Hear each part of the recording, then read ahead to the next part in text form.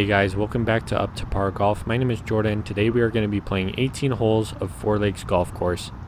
This course only has a par of 58 as there are 15 par 3s, 2 par 4s, and 1 par 5. This footage was recorded 4 days after the previous video, and I'm currently sitting at an 18 handicap. Today I'm going to be breaking a lot of personal records, and who knows, you might even just see a hole in one. The key things I'm focusing on today are keeping it in play and having a consistent draw off of the tee box. I think having a consistent shot shape will allow me to course manage better, and in turn hopefully it will lower my scores as well. We are going to be starting on the par 3 side of the golf course. My first shot did not draw at all, but it was not too far off course and it is still in play. A good recovery chip puts us right back in it, saving our par for hole number 1. Hole number 2 is about 100 yards out. Even though I missed the green on this one, you're going to see a lot of really good 100-yard shots out of my 56-degree wedge today.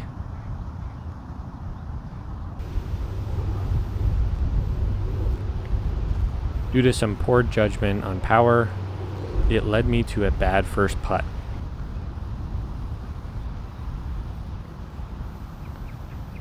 And then a bad read leads me to a bogey for hole number 2. The flag is on the right hand side of the green on hole number 3. I'm planning on my shot to draw, so I'm actually aiming right at the flag, and hopefully this will end in the center of the green. It doesn't draw as much as I expect, but it does draw enough to hit the green. And I actually find myself with a pretty decent chance at a birdie.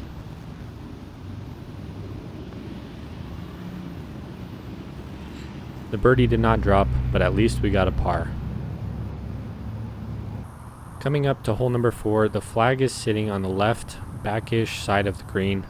My aim line is actually pretty close to the center of the green. It doesn't really draw, it's more of just a pull, but because I was aimed at center, it is on the right line for the flag. It just comes up a little bit short where I have a long putt at another birdie. Long putt is actually pretty good and it ends up about 3 feet away from the flag. Unfortunately, my camera overheated. I was able to knock this putt in for a par, and the camera was still not ready by the next tee shot. I was able to hit another good tee shot ending in the center of the green just past the flag. This was the only time my camera overheated, so the rest of the shots are recorded. My first putts are doing really well, not giving me much room for error and securing a lot of pars. And rolling up to hole number 6, we are on a 3-hole par train. And I literally just jinxed myself as I hit the first bad tee shot, landing just underneath the trees on the right hand side. Luckily it didn't go in the water though. Penalties can just really kill your score very quickly. Here I just tell myself that anything on the green is good. Even though it's just a bit too far away to save par, I am able to put it close enough to secure a bogey for hole number 6. We are 130 yards out on hole number 7, and I'm aiming at the right edge of the green. Flag is sitting about halfway between center and the right edge of the green.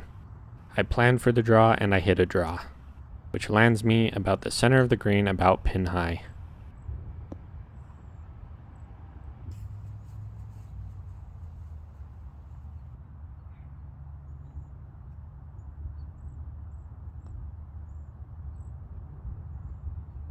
Even though I'm not connecting on a lot of these birdie putts, I'm still very happy with tap-in pars, as pars kind of feel like birdies to me anyways.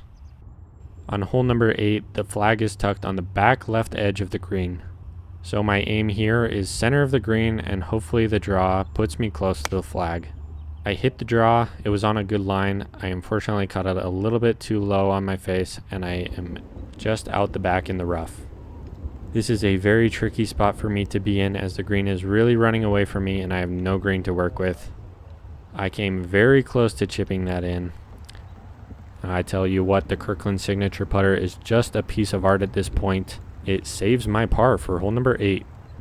Coming up to hole number 9, we find ourselves with a dead center flag location, so my goal here is to aim on the right edge of the green, and hopefully this will end pretty much in the center. I almost missed this ball completely, but I did catch a piece of the toe, resulting in a hook ending me on the left side, really up against the fence there. I literally have zero experience with this type of shot, but goddamn, I gotta say that's a pretty good recovery from there.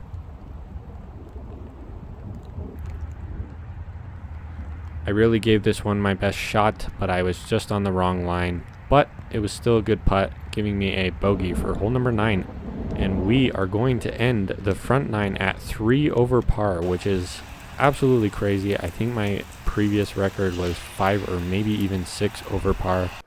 After a short little rain delay, we are on hole number 10, which is our first par 4 at 350 yards. If you thought I was going to be all rusty from all that wedge and iron practice, this is not a good range. Yes, again, I hit one of the best drives I have ever hit on this hole, ending me just a mere 50 yards away from the flag, which is unfortunately for me a very uncomfortable distance. I just have a very hard time visualizing what kind of power is going to get me where I need to go, which results in me leaving this a good amount short. Feeling frustrated with myself, I decide to pull out a practice ball just to see if I can get this one any closer to the flag. And sure enough, I put this one just past the flag, like 8 feet away. Whoa! Yes! For birdie? I think I got. Here's a little shout out to my dad as he hit a pretty nice chip in from like 20 yards out. I unfortunately do not have the skills my father has, and I missed my chip shot. And to take things to the next level, I decide to miss my par putt, giving me a bogey for hole number 10. And a fun little reminder for me, if I would have hit my second shot better, I could have had a birdie. Hole number 11 gets back onto a par 3 at 130 yards. The worst thing to do here is miss right and miss short, as there is a lake there. So my target line here is actually going to be the center of the green, as I want my miss to be anything to the right, and I don't want to aim too far to the right. I don't hit too much of a draw, but I do hit a straight one, and this one is actually on a pretty good line, ending just above the pin. Even though this is another birdie opportunity, I'm really worried about the downhill slope, so I am just focusing on power. I'm really just trying to put this one as close as possible. The plan works out, and I am able to secure my par for hole number 11. Hole number 12 is one of the longest par 3s on the course at 190 yards. The worst thing you can do here is miss short, and I am really doing my best to avoid penalties like the plague. The flag is pretty much in the center of the green, so I'm aiming at the right edge of the green, hoping it'll draw. We do get a little bit of a draw, but we find ourselves short.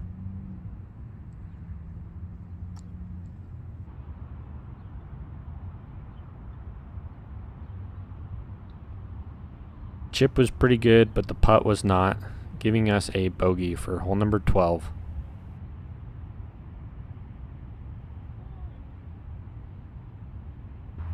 Hole number 13 is a 175-yard par 3. The flag is sitting on the left side of the green, kind of towards the back.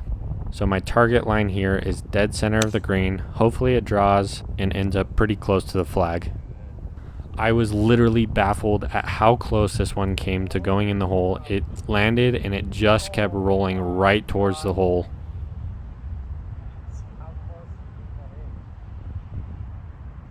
That was insanely close. Are you joking?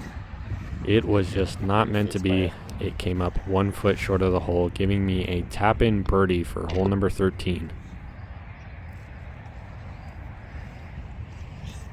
I was literally inches away from a hole-in-one. That was insane. Good. You hiring? The high from a near hole-in-one carries over onto hole number 14, which is our only par 5. I was able to hit a pretty good drive, but I did end up in the right rough, just outside of the fairway. One of our group members almost talked me into going for the green on this one, but I decided to do my best to play it safe. There are a lot of out-of-bounds opportunities here, with a large lake to the right and houses and out-of-bounds area just past the hole. So I'm doing my best to lay up here and give myself a chance at a par. The wind really worked in my favor for this one. It ends up rolling onto the green, giving me an unexpected opportunity at an eagle. This is a hard hole for me to even green in regulation, let alone hit the green in 2 shots. I don't hit my eagle putt very good at all, leaving me a very good amount short, giving me a large window to miss my birdie. If golf had aimbot, it would be called the Kirkland KS1 putter. bailing me out, giving me a back-to-back birdie for hole number 14. Hole number 15 is our last par 4, where I end up not picking the best target line. I should have aimed at the right side of the fairway, but I ended up aiming at the sand bunker, and I hit a draw, so it resulted in me being in the trees on the left-hand side. And that is why you do not practice swing that close to the golf ball. Oh my.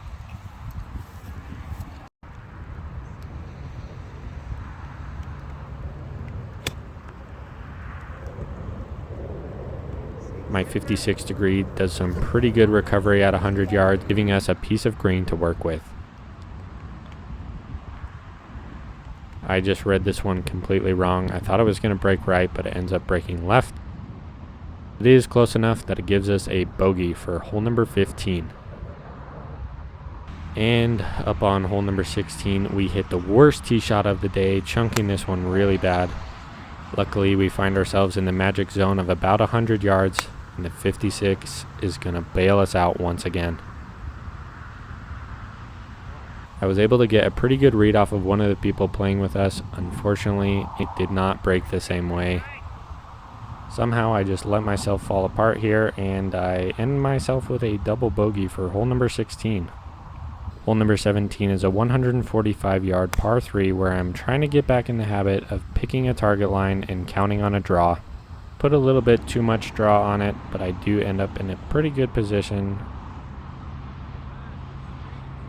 My putter game seems to be falling apart a little bit here. Luckily, there's only 2 more holes left, so I'm going to end hole number 17 with another bogey.